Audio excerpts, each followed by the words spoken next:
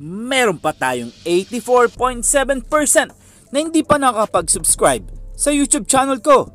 Bagong lahat, huwag natin kakalimutan na mag-subscribe and click the bell para ma-receive ninyo lahat ang aking notifications. Usap-usapan na naman itong si Bobby Ray Parks Jr. mga pare koy. Well, napag-uusapan nga sa social media na si Ray Parks Jr. nga gusto nga bumalik sa Pilipinas at sa PBA. Well, alam natin mga pare koy na si Ray Parks nga ang rights nasa TNT Katropa. Well, usap-usapan nga dyan may bidding nga daw ang TNT Katropa pati na rin ang Barangay Ginebra kung saan ba siya mapupunta. Well, mga pare koy, restricted free agent pa to si Bobby Ray Parks Jr. It means pwede pa siyang magstay sa TNT at ang rights nasa TNT Katropa pa. Well, mga pare koy, malaking usapan nga ito dahil nga gustong gusto na nga lumipat neto ni Bobby Ray Parks Jr. sa ibang koponan na katulad nga ng Barangay Ginebra. Well, matagal nang usapan yan at talagang rumor at kung saan-saan pambalita na nakakarating yung kay Bobby Ray Parks Jr. At syempre alam naman natin na si Zainab Haraki nga gusto niya nang mag-stay dito para makapiling niya na. Well, dumako naman tayo dito kay Justin Baltasar.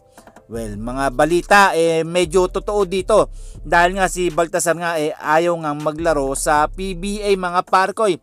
Well, kita naman natin dahil kung gugustuhin niya de sana nagpa-drop na nga ito sa PBA at makakapaglaro na sa kanyang koponan. Well, nakita naman natin na nakapaglaro pa nga ito sa kanyang favorite team ng Pampanga.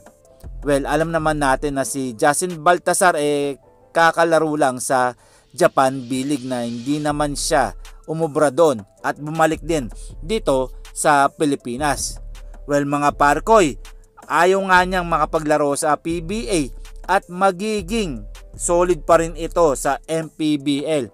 Well, siguro one day mga parkoy kapag napag-isip-isip to makakabalik din ito at makakapaglaro sa PBA at magpapadrop din. Kayo mga parkoy, ano ang inyong masasabi? Magsisisi kaya ito o nasa bandang huli ang pagsisisi ni Justin Baltasar kung wala nang gustong kumuha sa kanya? At pag-usapan naman natin itong si Justin Brownlee na talagang bad news na hindi na yata makakabalik sa Barangay Ginebra hanggat nag-uumpisa na ang laban ngayon sa PBA.